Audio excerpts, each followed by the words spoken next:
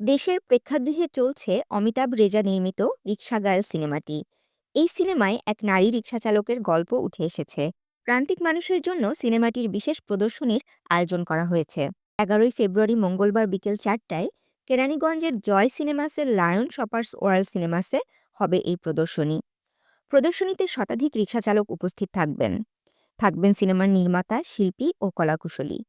রিক্সা girl সিনেমার অভিনেত্রী নভেরা এ বিষয়ে বলেন, যখন শুটিং চলছিল তখনই এ ধরনের একটি পরিকল্পনা হয়েছিল, এখন বাস্তবে রূপ লাভ করতে যাচ্ছে। এর আগে মেড ইন বাংলাদেশ সিনেমাটির একটি প্রদর্শনী হয়েছিল গার্মেন্টস শ্রমিকদের নিয়ে।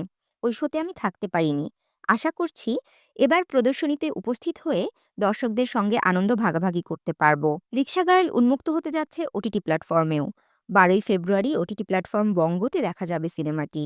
রিক্সা গার্ল সিনেমা নির্মিত হয়েছে শিল্পীমনা নারী নাইমাকে ঘিরে, যে ছবি আঁকতে পছন্দ করে। সংসারের একমাত্র উপার্জনক্ষম বাবা হঠাৎ অসুস্থ হয়ে পড়লে স্রোতের প্রতিকূলে লড়াই শুরু হয় নাইমার। ছবি এঁকে যেহেতু পয়সা পাওয়া যায় না, তাই উপায়ন্তর না পেয়ে রিক্সা নিয়ে রাস্তায় বের হয় সে। জটিল হতে থাকে সিনেমার গল্প। প্রশ্ন এসে দাঁড়ায়, নাইমা কিভাবে তার স্বপ্ন পূরণ করবে। সিনেমায় নায়মা চরিত্রে অভিনয় করেছেন নভেরা রহমান। যুক্তরাষ্ট্রের লেখক মিতালি পার্কিন্সের উপন্যাস অবলম্বনে রিক্সা গার্ল তৈরি হয়েছে বাংলাদেশ ও যুক্তরাষ্ট্রের যৌথ প্রযোজনায়।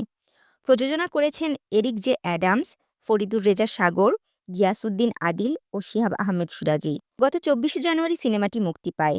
দেশের প্রেক্ষাগৃহে মুক্তি পাওয়ার আগে দেশের বাইরে বিভিন্ন চলচ্চিত্র উৎসবে প্রদর্শিত হয় সিনেমাটি। বিভিন্ন ক্যাটাগরিতে পুরস্কারও জিতেছে রিক্সা গার্ল। তাশরিফা তৃষা, তরঙ্গ টিভি।